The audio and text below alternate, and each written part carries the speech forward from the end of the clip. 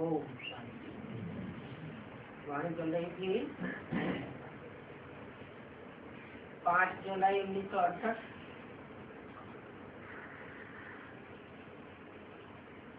दूसरे पेज के अंत में अंतिम लाइन में बोला, अलग तो है ही सभी का बाप,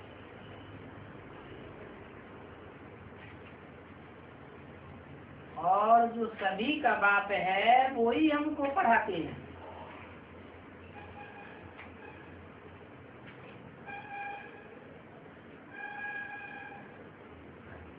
तीसरा पेज, मूल बात रहती है विकर्म कैसे विनाशी।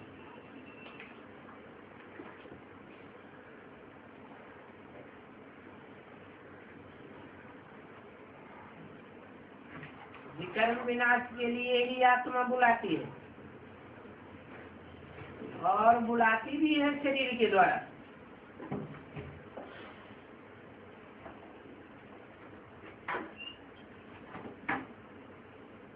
मनुष्यों को तो इन बातों को कुछ भी पता ही नहीं है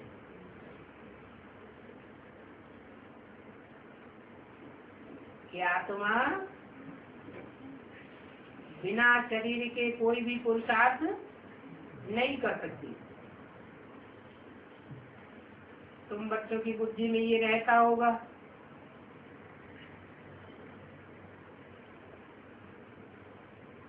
बस तुम बच्चे कहाँ भी रहते हो,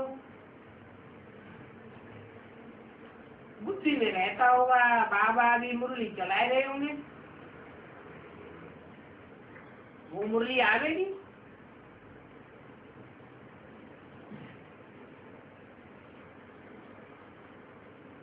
बाहर की दुनिया में ऐसे ख्यालात चलेंगे,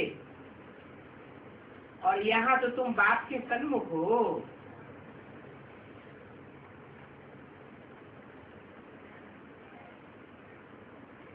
वहाँ तो तुम्हारे सन्मुख भाई बैठते हैं, आत्मा आत्मा भाई भाई।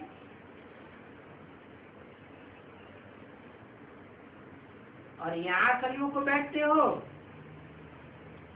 तो जरूरी ये रथ भी याद आवेगा।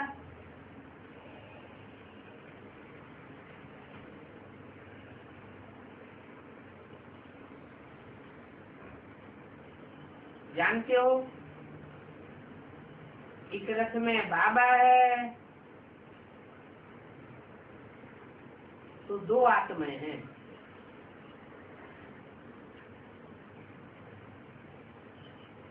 एक तो शिव की आत्मा और एक वो शिव सुप्रीम सोल ज्योति बिंदु बाप जिसमें बैठा है।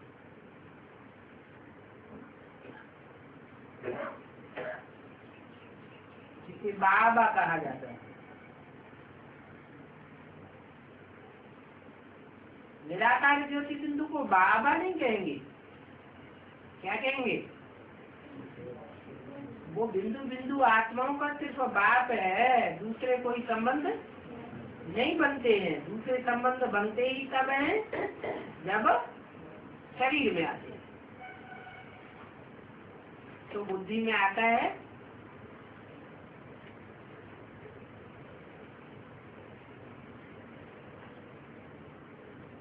कि 2 आत्माएं हैं,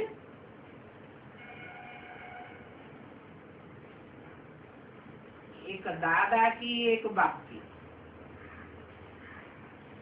कई नए बच्चे होंगे जो मुझसे होंगे कि बाबा को कहाँ याद करें, कैसे याद करें। अभी तुम बच्चे तो समझते हो। अगर तुम बच्चों को मालूम हो जावे कि बाबा अभी मधुबन में नहीं है तो फिर मिलने के लिए कोई नहीं आवेगी।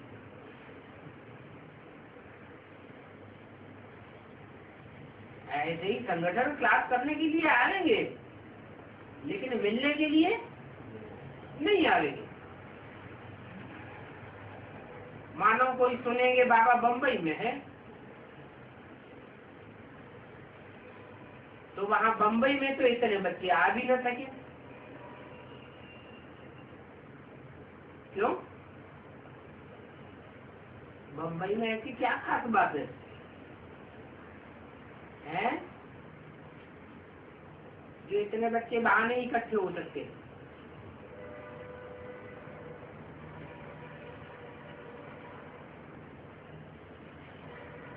समय की वाणी है, अरसठ की वाणी है। इस समय मिनी मधुबन में वाणी नहीं चल रही थी, कहाँ चल रही थी? महामधुबन में। तो बम्बई में तो इतने बच्चे आ नहीं सकते, यहाँ तो मधुबन है। तो सभी सेंटर के वैरायटी बच्चे आते हैं।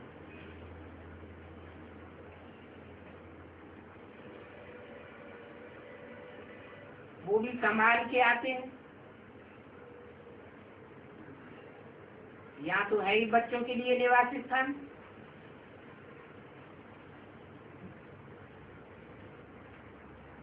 समझते हैं हम जाते हैं शिव बाबा के पास इस रथ के द्वारा मिलने के लिए।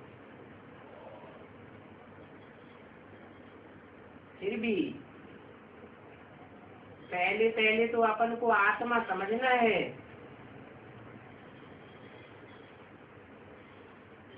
फिर बात आती है कि हम परमपिता परमात्मा के पास जाते हैं।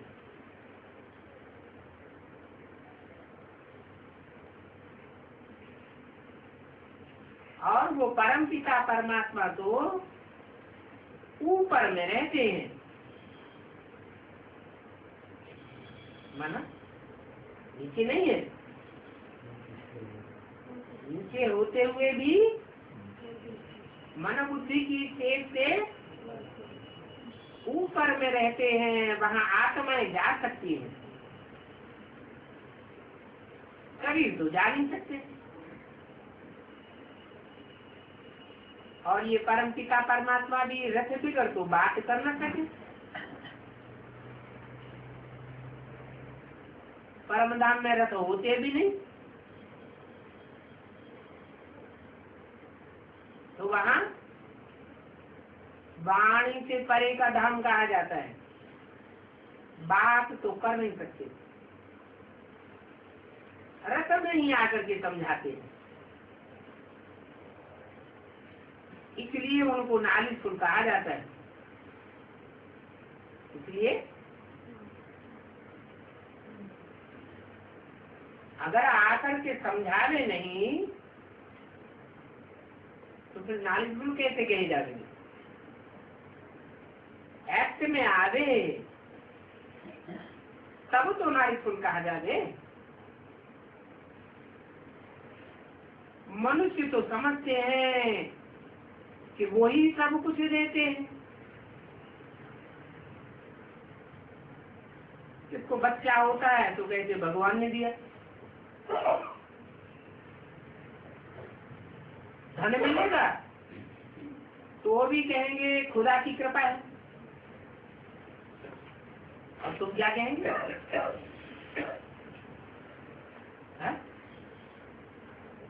तुमको धन मिलेगा, बच्चा मिलने की तो बात ही नहीं। अलौकिक तो बच्चे तो मिल सकते हैं,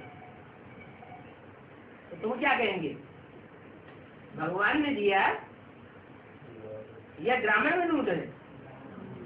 ड्रामा में नूद है। तो तुम कहेंगे ये सब ड्रामा प्लेन अनुसार होता है। और ड्रामा की शूटिंग कौन करता है?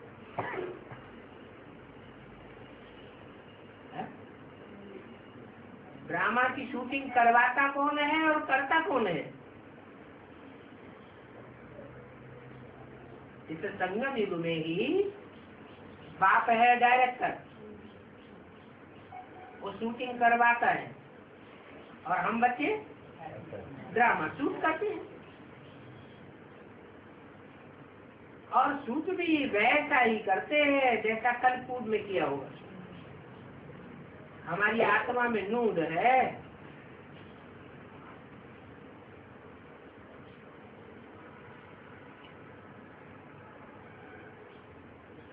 और ये भी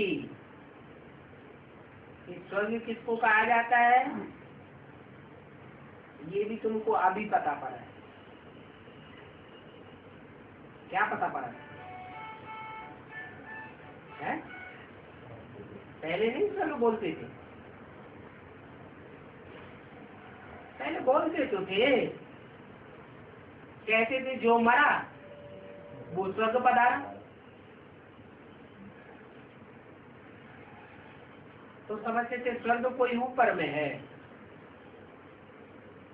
अब ऐसी तो कोई बात है नहीं। ऊपर में क्यों बताते हैं भक्ति मार्ग में? क्योंकि देवताएं देह अभिमानी की नीची स्टेज में नहीं रहते, वो तो सदैव आत्म की स्थिति की ऊंची की स्टेज में रहते हैं। इसलिए स्वर्ग को ऊपर बताई दिया।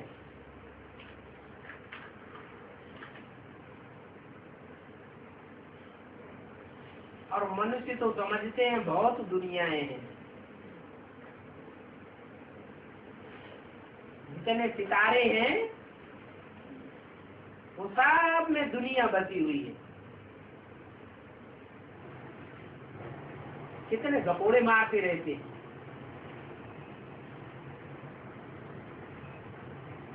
तो जो मनुष्य समझते हैं कि बहुत दुनियाएं हैं, ये भी बात कहाँ से निकाली? अरे संकल्प में आता है, संकल्प का बीज पड़ा है, तो कहीं तो इस बात का फाउंडेशन पड़ा होगा।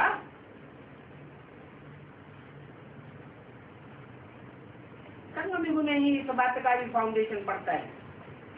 बाप बताते हैं वो है आसमान के जड़ सितारे और तुम हो धरती के चैतन्य सितारे।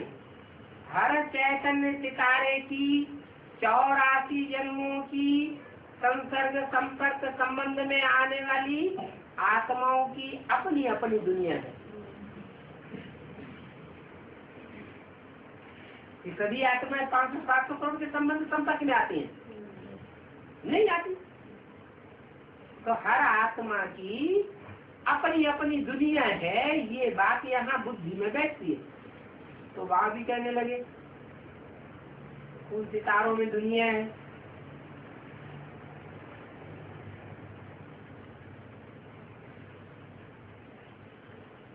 एरोप्लेन से जाते रहते हैं कि वहां प्लेटफार्म बना देंगे, ट्रक खरीदेंगे। अब ऐसा तो कुछ होता नहीं। ये तो उनके गपोड़े हैं, और ऐसे भी नहीं लाखों वर्ष की ये दुनिया है। नहीं, लाखों वर्ष की दुनिया हो तो उसके आदि मध्य अंत का हिसाब भी नहीं बताया जा सकता। बात समझाते हैं, जब कलयुग का अंत और सतयुग की आदि होती है तब मैं आता हूँ। ये 4 युगों की दुनिया है। इस ड्रामा में 4 सीन हैं बेहद के। तो बाप तो राइट बात ही बतलाते हैं, बाकी भक्ति मार्ग की बात है सभी झूठी है। मूल बात फिर भी बाप समझाते हैं, मन मना भव। गीता में भी मन मना भव आया हुआ है, परंतु वो अर्थ तो कुछ भी समझते नहीं।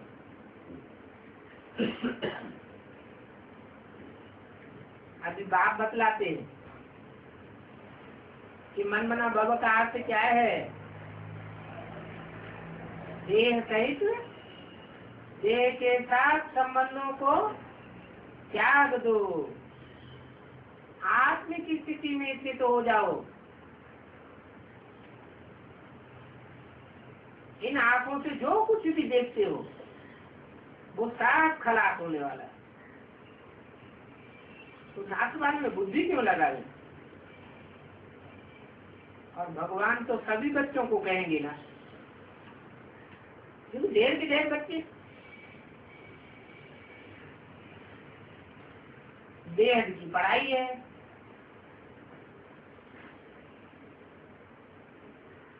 और बाप तो जो बेहद की पढ़ाई पढ़ाने वाला है वो कोई पुस्तक आदि रेफर नहीं करते हैं। पुस्तक आदि पढ़ करके पढ़ाते हैं क्या? हाँ, इतने सब पढ़ा है, इतने जितने में आता हूँ उतने पढ़ा है। बाप ने इसमें प्रवेश किया, फिर इसने गीता आदि सब फेंक दी।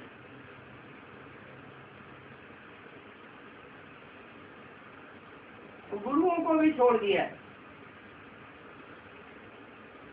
गुरु गुसाई आदि सभी एक धक्के से खत्म कर दिए। बाबा ने कहा ये सब गुरु गुराए गुरु गुसाई गीता आदि शास्त्र ये भक्ति मार्ग के। ज्ञान मार्ग में कोई शास्त्र होता ही नहीं है। भक्ति मार्ग में अनेक गुरु होते हैं। भक्ति मार्ग में तो अनेक गुरु होते हैं, लेकिन ज्ञान मार्ग में एक गुरु होता है या अनेक गुरु होते हैं? अनेक गुरु होते हैं। अच्छा, जीके वाले वहाँ एक गुरु है कि अनेक गुरु है? तो है ही भक्ति मार्ग की सूची। भक्ति मार्ग में एक गुरु मर जाता है तो दूसरे को गद्दी पर बैठा देते, फिर जैसे वो बताता है वैसे वैसे चलते रहते। गलत बताए तो भी चलना है, अच्छा बताए तो भी चलना।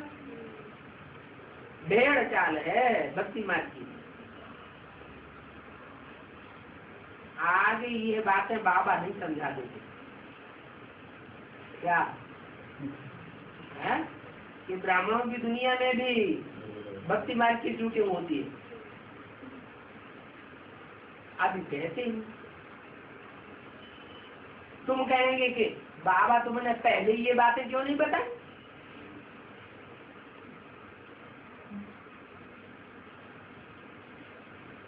तो हम वहां इतना पैसा खर्च ही नहीं करते। बाबा कहेंगे नहीं, ये सभी ड्रामा में यूज है। आगे चल करके तुमको और नई नई बातें सुनाते जाएंगे।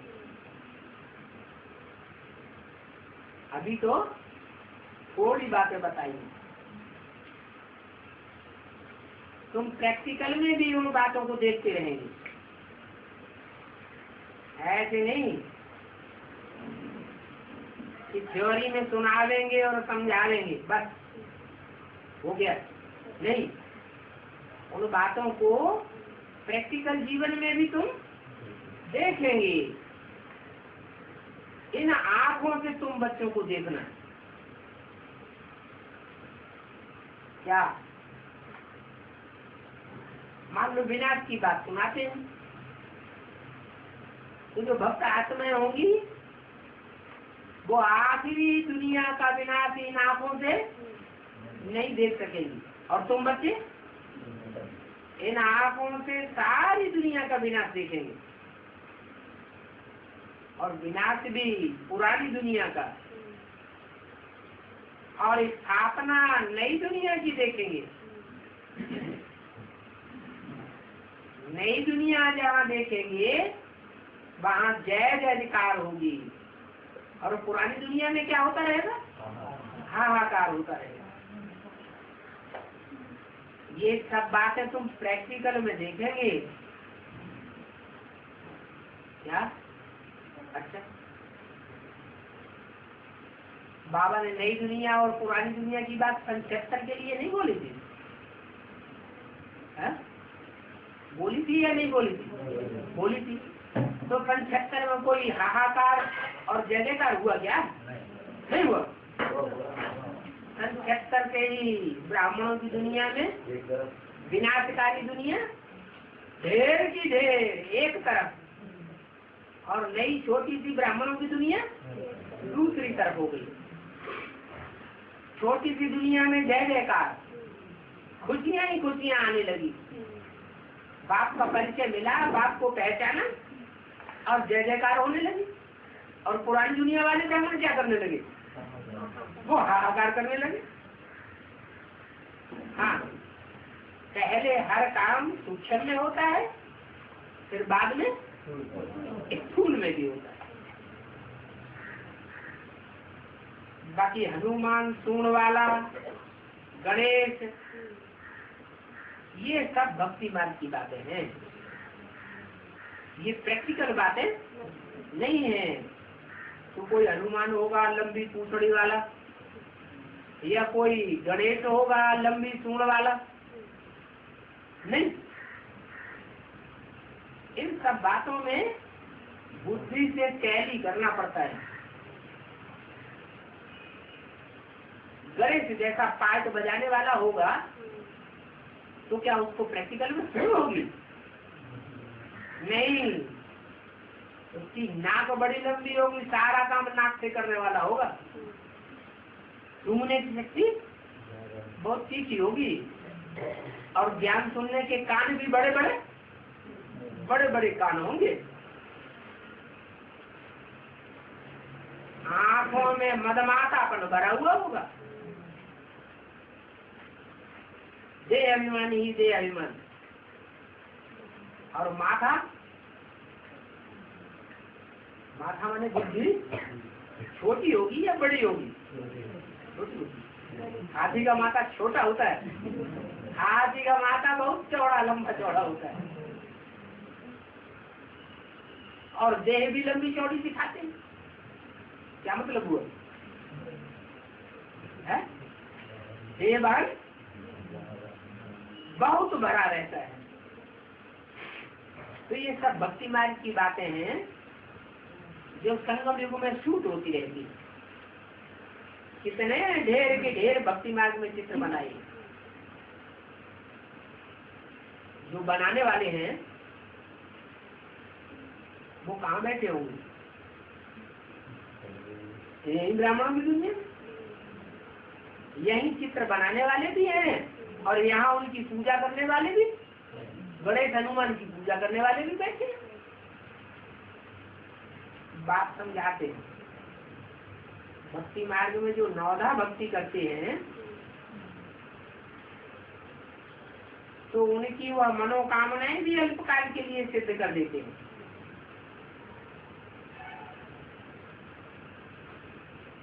वो पूरी करना भी ड्रामे में नूद है। बाबा साक्षात्कार कराते रहते हैं, वो भी ड्रामे में नूद है। क्या एक तरफ कहते हैं साक्षात्कार बाबा कराते हैं, दूसरी तरफ कहते हैं ड्रामा में नूद है। बिगैर ड्रामा में नूद हुए साक्षात्कार भी नहीं करा सकते। सब बच्चे मुझते हैं, कहते हैं ये भोग आगे लगाना तो रंग है, फिर क्यों भोग लगता है?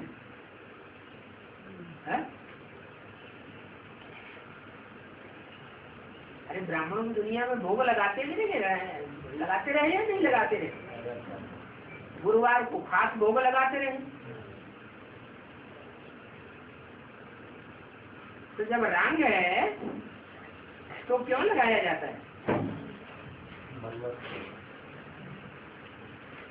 नहीं, उस समय बाप का परिचय नहीं था, इसलिए ये सब भक्ति मार्ग की रीति रस्म रिवाज चालू थी। अभी तो बाप का परिचय मिल गया तो भोग आदि लगाने की बात खत्म हो जाती है। तुम जानते हो कि जो संशय बुद्धि होते हैं वो विलक्षणती हो जाते हैं। किसके ऊपर संशय बुद्धि? बाप के ऊपर संशय बुद्धि, अपनी आत्मा के पार्ट के ऊपर संशय बुद्धि, और ड्रामा में संशय बुद्धि। और जो संशय बुद्धि हो जाते हैं उनको फिर ये उच्च पद मिल नहीं सकता। नर से नारायण जैसे बन ही नहीं सकते। कौन?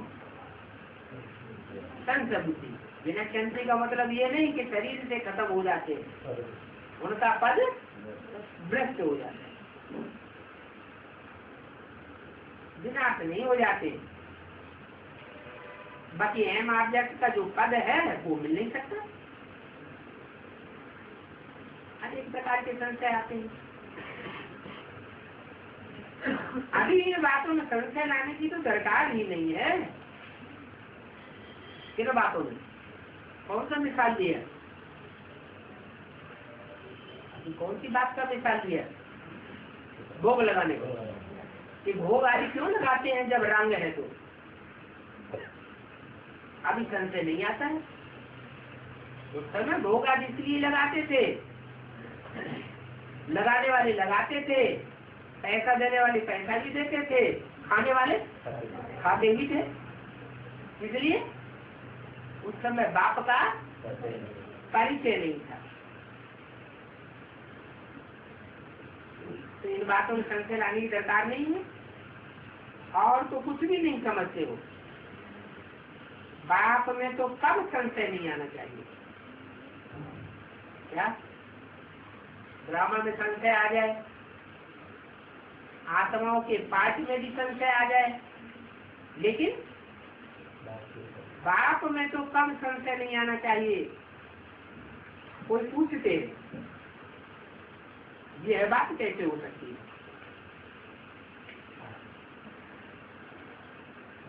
है? अरे भगवान बात है ना। मधुबन में डायरेक्ट बाप के आगे, बाप के पास आए हैं, उनके आगे भोग आदि लगाते हैं। उसमें संशय की तो बात ही नहीं।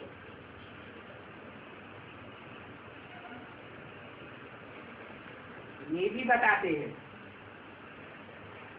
योग से ही विकर्म विनाश होंगे। क्या बात कर दी?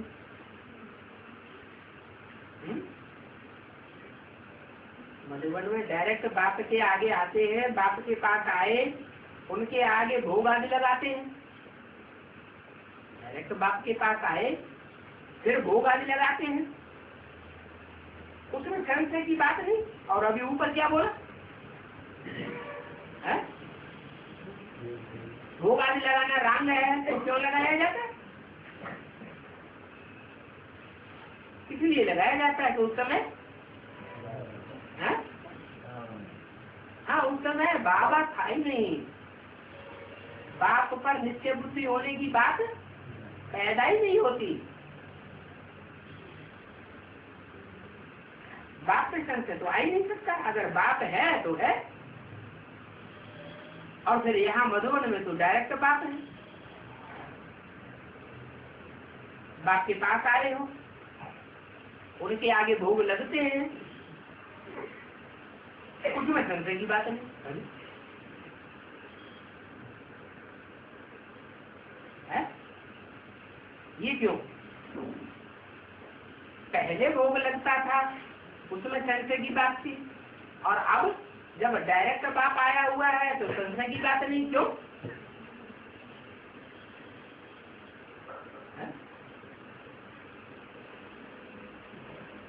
पहले क्यों संशय की बात नहीं थी? कि पहले क्यों संशय और अब संशय की बात क्यों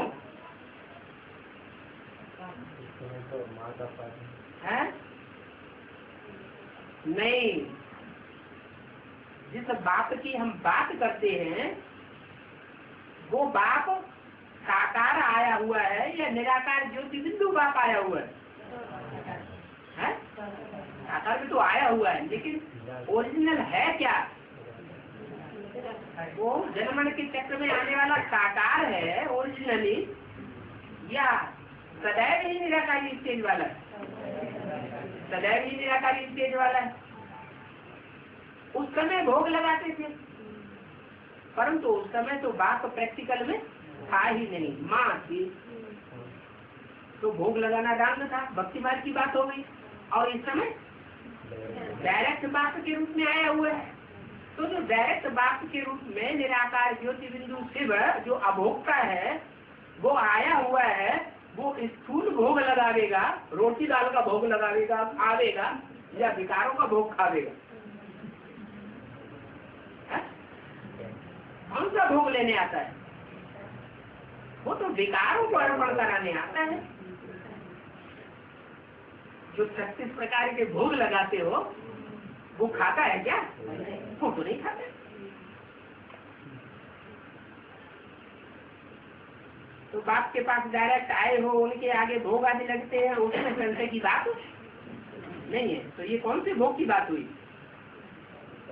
हद के भोग की बात हुई या बेहद के विकारों के भोग की बात हुई? बेहद के विकारों की भोग की बात है।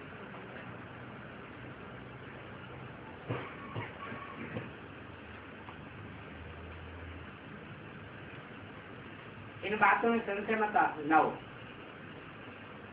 योग से ही विकल्प विनाश होता है।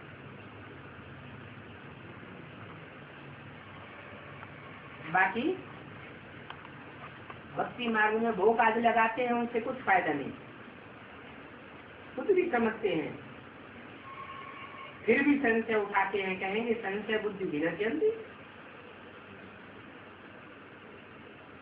ऐसे संशय बुद्धि स्वर्ग में भल आवेंगे क्या? ऐसे नहीं, स्वर्ग में नहीं आवेंगे। स्वर्ग में भल आवेंगे परंतु ऊंच पद नहीं पावेंगे। पद का विनाश हो जाता है।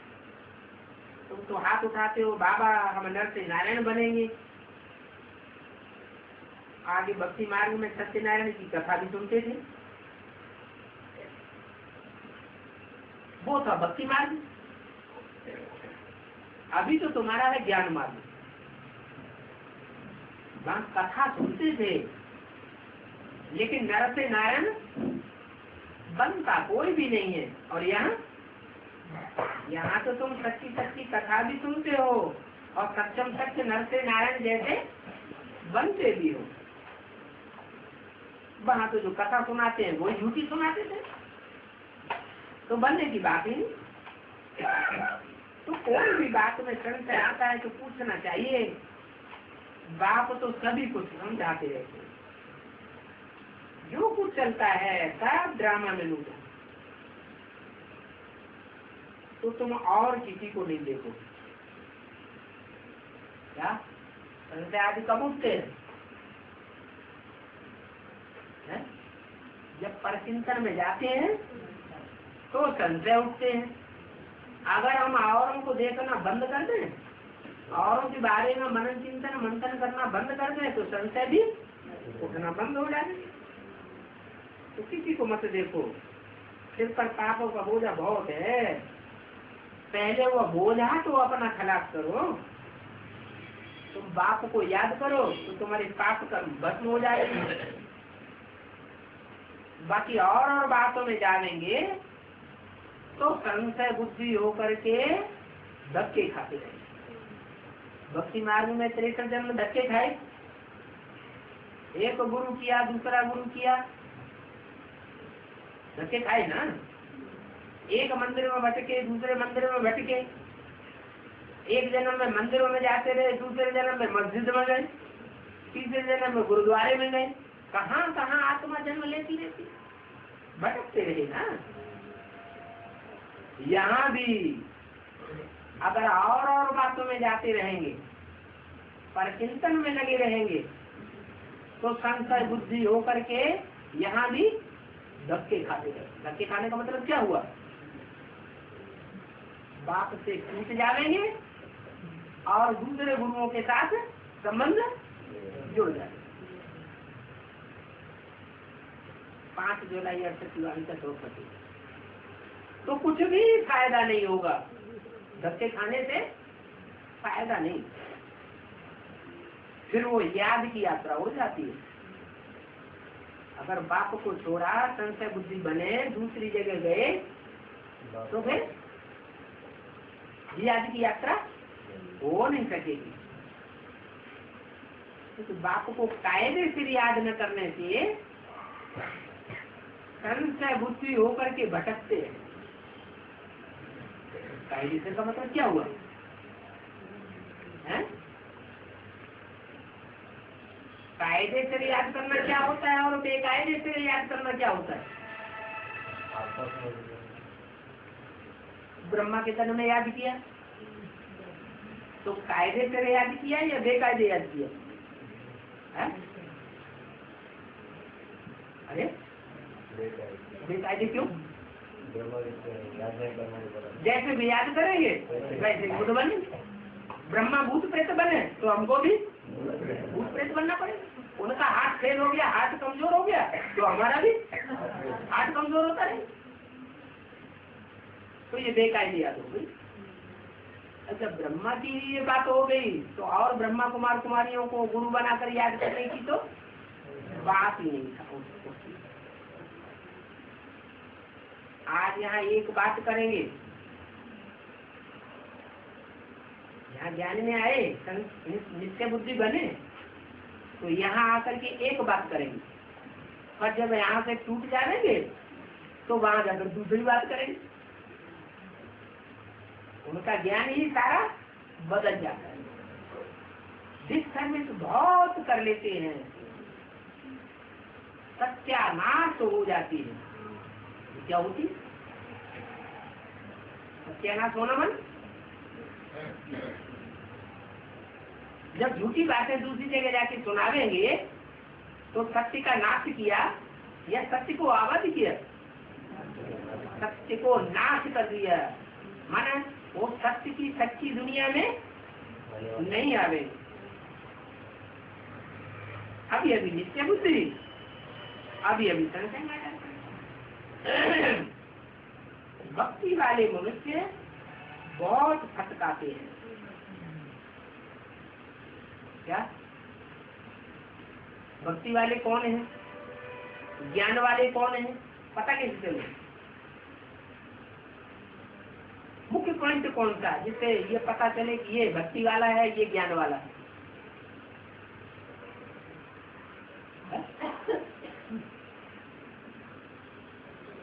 अरे एक बाप के ऊपर नित्य बुद्धि है तो ज्ञानी है। बाप को पहचाना ना, पहचान मिली, समझ मिली तो ज्ञानी है। और बाप को भूल गया तो भटकने वाला बुद्धि, भक्ति मार्ग की बुद्धि वाला है। भक्ति मार्ग में सर्वव्यापी का ज्ञान होता है या एक व्यापी का होता है? तो फिर वो सर्वव्यापी का ज्ञान चल पड़ता है। फिर कहेंगे भगवान थोड़े इस दुनिया में आ सकता है।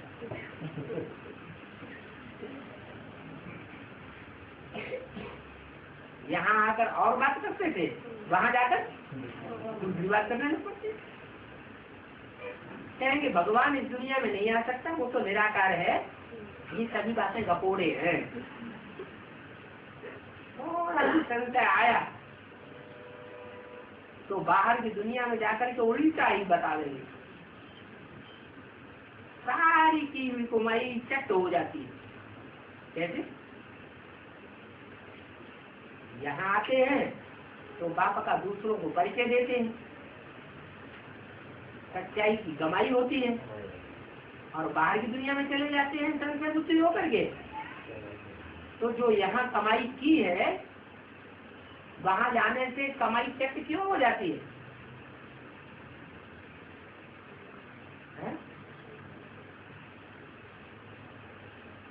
कारण तो कुछ होगा। अरे क्या कारण होगा? सदगुरु निंदा तो और न पावे, कमाई खत्म हो गई। क्योंकि उस तरफ तो माया है, इस तरफ भगवान बाप है।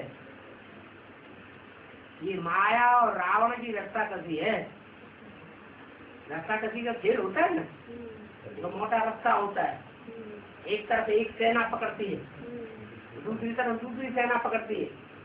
कभी वो खींच के चले जाते हैं, कभी वो खींच के चले जाते हैं। तो ये भक्ति मार्ग वालों की और ज्ञान मार्ग वालों की रक्षा कसी हो रही है। कब?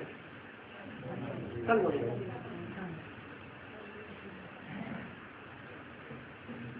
तो देखो माया डिस्टर्बेंस बहुत कराती है। एकदम थप्पड़ लगाई देती है जोर से, जोर से थप्पड़ किसी को लगे तो मोड़ा इधर घूमेगा कि इधर, जिधर थप्पड़ लगेगा उधर मोड़ा घूम जाएगा। तो जोर से थप्पड़ लगाती है और राम से विरुद्ध करके मुख रावण की तरफ मोड़ देती है।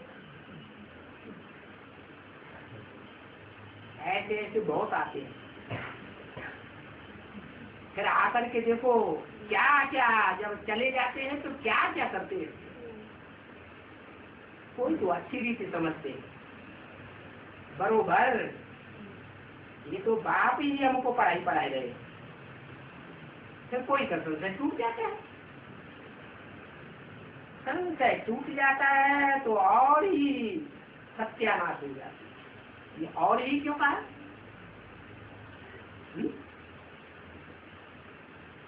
और ही का मतलब क्या है? अरे 63 जन्मों में तो सत्यानाश हुई थी आत्मा की।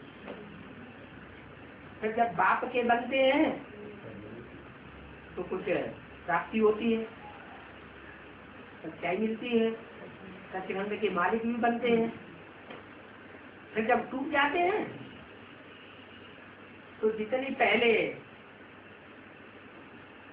सत्य की तरफदारी की थी उतने ही सत्य का विरोध करते हैं। माने 63 जन्मों में जितने ज्यादा नीचे नहीं गिरे थे उससे जास्ती नीचे फिर गिर जाते। क्यों? क्योंकि भक्ति मार्ग में तो पाप करते हैं तो 1 गुनापन मिलता है, और यहाँ ज्ञान मार्ग में अगर पाप करते हैं ज्ञान में आने के बाद तो फिर 100 गुना पाप का बोझ करता है। तो फिर और ही नीचे गिरेंगे या ऊंचे उठेंगे। दूसरों को भी सत्यानाश करते हैं तो अपनी भी सत्यानाश करते हैं। थोड़ी बात में संशय हुआ तो एकदम माया के संग हाथ में आ जाते हैं। फिर माया भी अच्छी रीत से बाप से विमुख करती है। एक बार माया की पकड़ में आ गए तो फिर माया उनको अच्छी तरह से थपकाती है, अच्छी तरह से बाप का बेमुख कर देती है। ऐसों को फिर बाप याद नहीं आ सकता, मुर्दे के मुर्दे ही रह जाते हैं। मुर्दे मन मुर्दे क्यों बात? क्योंकि मुर्दे को डंडा लगाओ तो उसको कोई असर नहीं होने वाला। तो ऐसे जो संशय बुद्धि मुर्दे बन जाते हैं उनको कितना भी फिर ज्ञान सुनाते रहो उनको कोई असर नहीं पड़ता है, पतित के पतित ही रहेंगे। ऐसे फिर क्या पद पालेंगे? क्या पद पालेंगे? इसका जवाब क्या है? जो ज्ञान में आने के बाद दूसरों की सर्विस करने के बाद संशय बुद्धि विनश्यंती हो जाते हैं, वो जाकर के क्या पद पाते हैं? तो बुद्धि विनश्यति, विनश्यति का मतलब क्या विनाश हो जाता है? पद का विनाश हो जाता है। यहाँ आए, दूसरों की सेवा की, बहुतों को संदेश दिया, बहुतों को कोर्स दिया, भट्टी भी कराई, बाबा के सामने भी ले गए, तो उनको राजघराने में कोई पद छूट हो जाता है। फिर जब विपरीत बुद्धि बन जाते हैं तो पद नीचे गिरेगा, ऊंचा ही उतना ही बना रहेगा, नीचे गिरता है। नीचे गिर के फिर जाकर के नौकर चाकर बनते हैं। यहाँ आए तो राजघराने में आए, टूट करके चले गए तो फिर नौकर चाकर बने। और नौकर चाकर भी 2 तरह के होते हैं, एक तो प्रजा के नौकर चाकर और दूसरे राजघराने के नौकर चाकर। ऐसे ऐसे बेमुख हो जाते हैं। बल ज्ञान सुना है तो उनके ज्ञान का विनाश नहीं होगा, उनका ज्ञान ऐसे नहीं खलास हो जाएगा, परंतु कोई संशय हुआ डिस्टर्बेंस की तो पद नीचा हो जाता है। बाहर की दुनिया में भी साहूकारों को दास दासियां नौकर आदि तो चाहिए ना, अनेक प्रकार के संशय आते हैं। तुमने यहाँ देखा भी बहुत अच्छा अच्छा, ऐसे बहुत देखे होंगे जो ज्ञान में आते हैं, बहुत अच्छा ज्ञान है, बहुत अच्छा ज्ञान। अच्छा अच्छा कहते कहेंगे हमने ऐसा ज्ञान पहले कभी भी नहीं सुना, और यहाँ से घर गए और कोई ने नाक से ऐसा पकड़ा कि सारा अच्छा अच्छा कहना भूल जाते और ही गालियां लिख करके भेज देते। सुनी सुनाई बातों पर कितना सत्यानाश कर लेते। ऐसे भी होता है, ढेर की ढेर चिट्ठियां आती हैं, संशय बुद्धि हो जाते हैं। जिसको बाप समझता था, बाप समझ करके बाप को भाटी पहन करके गए, ऐसे फिर जाकर के माया की चपेट में आने के कारण गालियां लिख लिख करके भेजते।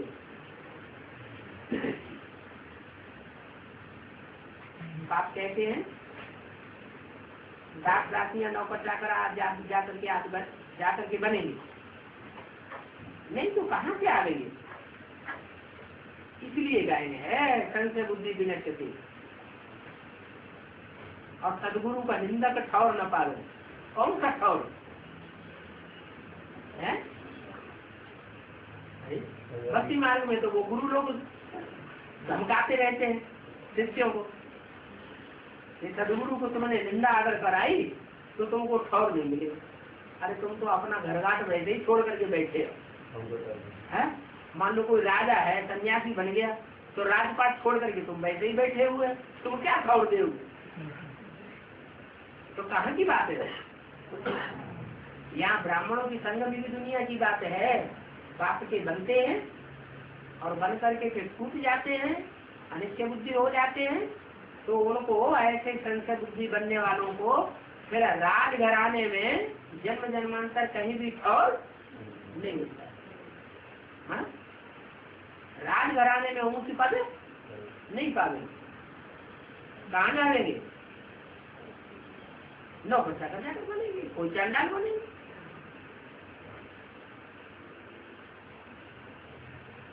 ऊंच से ऊंच ठौर तब पा ही नहीं सकते। एक बार गिर गए तो उतना ऊंच ठौर फिर नहीं पा सकते। जैसे कर्म करते हैं वैसे ही कर पाते।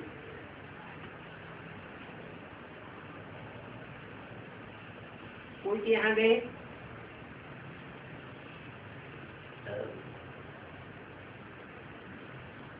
अपने धंधे आदि में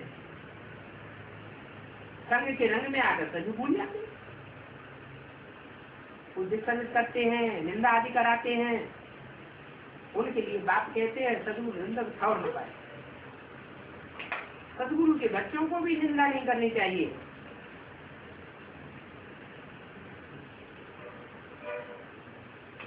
निंदा करके माया के मित्र बन जाते। बाप तो हर एक बात समझाते कि याद भी कैसे करना चाहिए। ऐसे जो संशय बुद्धि हो डिस्टर्ब करते हैं उनको अगर आने न दो, क्या कोई संशय बुद्धि हो गया जाकर के डिस्टर्ब करता है और फिर उसको क्लास में आने के लिए मना कर दो तो क्या करेंगे?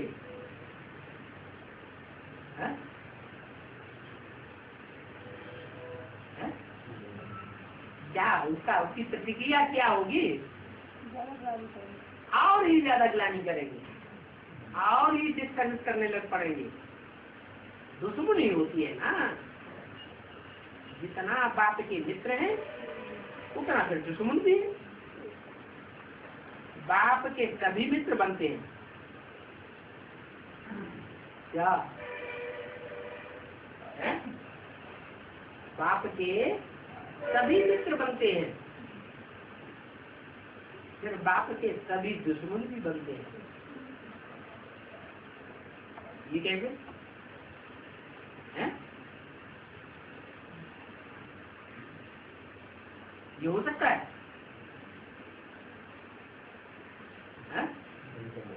अच्छा, 8 बाप के मित्र भी बनते हैं जन्म जन्मांतर के, फिर अंतिम जन्म में जाकर जब अंतिम जन्म में दूसरे धर्म में कन्वर्ट हो जाते हैं तो दुश्मन भी बनते हैं। फिर ये क्यों कहा कि बाप के सभी मित्र बनते हैं और सभी दुश्मन बनते हैं? कौन से बाप के?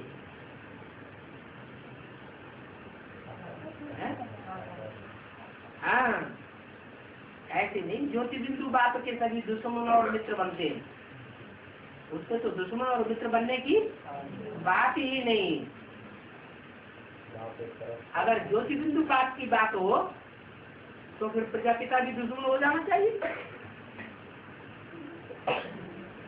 होना चाहिए या नहीं? है? कैसे कैसे होगा? ऐसा कर ही नहीं, मित्र तो हो, दुश्मन बनेगा किसका?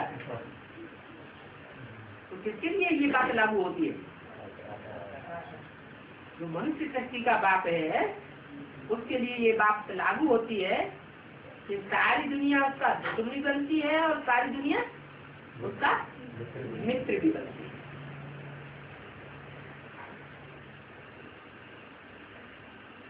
दुश्मन बनते हैं तो फिर क्या गालियां देने लग पड़ती है। कह देते हैं बिस्तर बिस्तर में भगवान है, भगवान इस धरती पर कभी आता ही नहीं, तो दुश्मन कह रहे ना, बाप को उड़ाई देते हैं, फिर बाप आकर उन्हों की सर्विस करते हैं। दूसरी तरफ से कहते हैं ठिक्कर बिस्तर में, कुत्ते बिल्ले में, सभी में अल्लाह। एक तरफ अल्लाह को याद भी करते हैं।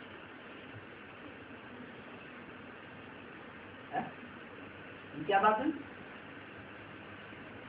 कुत्ते में अल्लाह है तो कुत्ते को याद करो, सूअर को याद करो, तो नहीं याद करेंगे, पागल बन जाते हैं। ऐसे बहुत हैं। बाबा को भाटी पहनकर फिर कहेंगे यहाँ आएंगे तो बड़े प्यार से बाबा की भाटी पहनेंगे,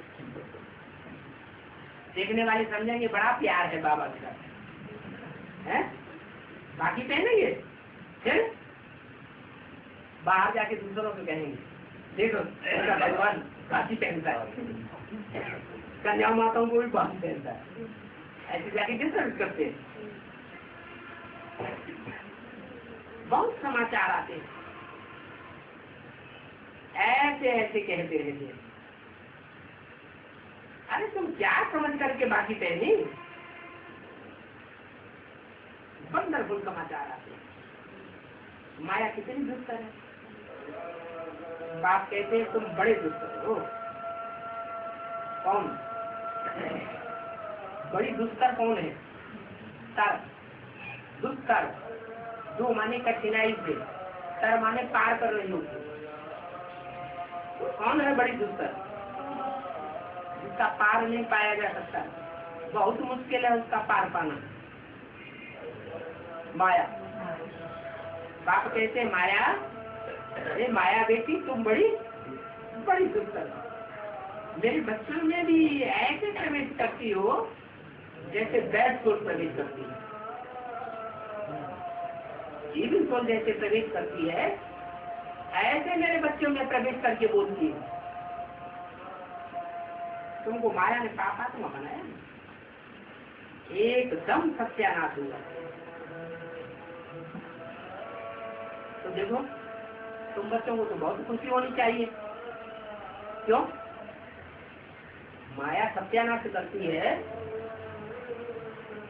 पता नहीं क्या कर देती है, तो तुम बच्चों को खुशी क्यों होना चाहिए? है? बाबा ने बोला है? जोर से बोलो। है? है? क्या कह रहे हैं?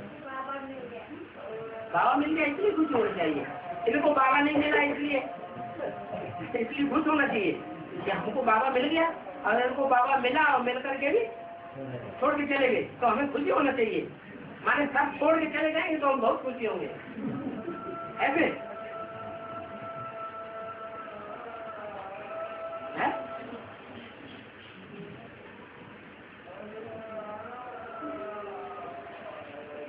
खुशी इसलिए होनी चाहिए कि जो छोड़ के चले जाते हैं और जिस सर्विस करते हैं, पहले सर्विस करते थे,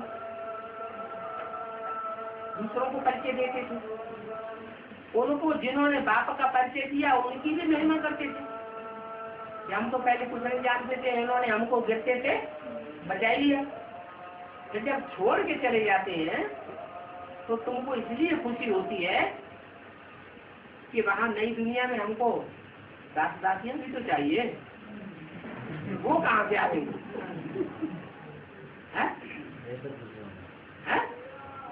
दास दासियां चाहिए या नहीं चाहिए? चाहिए।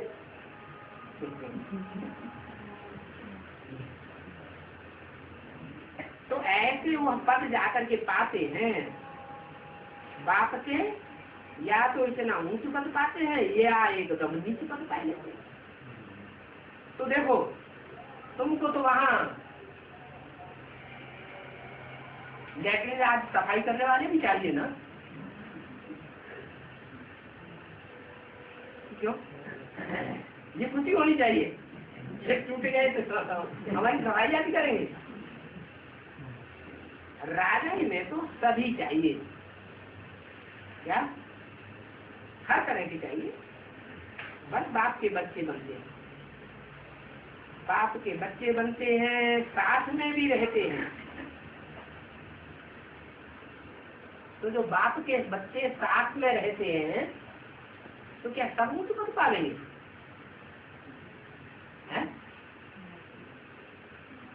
सब ऊंच पद पा लेंगे?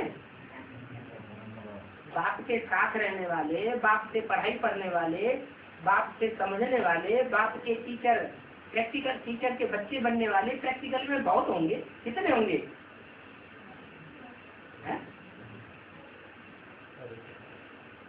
कम से कम अच्छा कितने होंगे? 16,108 राज्यों की पढ़ाई पढ़ने वाले होते हैं। उनमें सब तो राजा नहीं बनते। कितने बनते हैं? 108 राजाएं बनते हैं, तो 108 रानियां भी बनती हैं, 8 महाराजाएं भी बनते हैं, तो महारानियां भी बनती होंगी। और बाकी सब बाकी सब क्या बनते हैं? हाँ, बाकी सब प्रिंसेस बन के रह जाते हैं। बाकी कोई जन्म जन्मांतर प्रिंसेस बनते हैं और कोई आखिरी जन्म में सिर्फ एक बार प्रिंस बन के रह जाते हैं। बाकी पहले के जन्म में दास दासी बनते रहते। तो साथ में रहने वाले, दास दासियां, संभालने वाले सब तरह के चाहिए ना, क्योंकि ज्ञान तो पूरा उठाते नहीं है। दास दासियां संभालने वाले, ये नीति पद पाने वाले कौन बनते हैं? जो पूरा ज्ञान नहीं उठाते हैं। अभी तुम तो सन्मुख सुन रहे हो, दूसरे भी फिर मुरली सुनेंगे, यहाँ आते भी हैं, अनेक प्रकार के बच्चे होते हैं। कोई तो ऐसे आतुर हैं जो यहाँ आकर के अमृत पी करके फिर बाहर जाकर के बहुत तंग करते हैं। अमृत पीने के बाद भी फिर बाप को, बाप के परिवार को, बाप के बच्चों को बहुत तंग करने लग पड़ते हैं। ऐसे भी होता है। तो कोई तो छोड़ के ही चले जाते हैं, बस कोई निंदा आदि नहीं करते। तो भिन्न भिन्न प्रकार के होते हैं। हाँ, जो यहाँ आकर के संदेश लेंगे वो स्वर्ग में तो जरूर जाएंगे, प्रजापत में आ जाएंगे। सदगुरु की व उनके बच्चों की निंदा कराने वाले उनके 100 रुपये नहीं देते, सुनते भी रहते हैं। बाहर में जाते हैं तो माया भी देखती है, ये कच्चा है तो उन कच्चों से उल्टा काम करा देती है। बाहर गए और लगा माया का थप्पड़, फिर दर दर ग्लानि करने लग पड़ते हैं। तो ऐसे दर दर ग्लानि करने वाले भी स्वर्ग में आ जाएंगे। क्या मिसाल दो, एडवांस पार्टी में कोई ऐसे हुए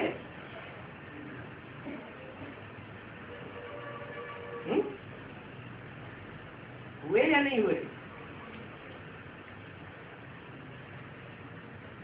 बाप के बच्चे बने और बाप की ग्लानि करने लग पड़े, घर घर में जाकर के बाप की ग्लानि की, वो भी कहाँ आ जाएंगे? वो भी स्वर्ग में आ जाएंगे। कैसे? कोई मिसाल हो तो बताओ। भक्ति मार्ग में चित्र भी बने हुए हैं। हाँ, राम के जो भाई हैं, 3 और भाई है ना इस्लामी बौद्ध शिक्षण, वो क्या करते हैं?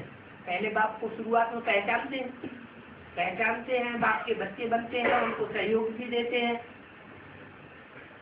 खूब लिटरेचर आदमी छपाते हैं, चारों तरफ भेजते हैं, घर घर में जाके सर्विस भी करते हैं, बाप के साथ भी ऑल इंडिया टूर लगाते हैं। फिर बाद में घर घर में जाकर के ग्लानि करते हैं। ऐसी ग्लानि करते हैं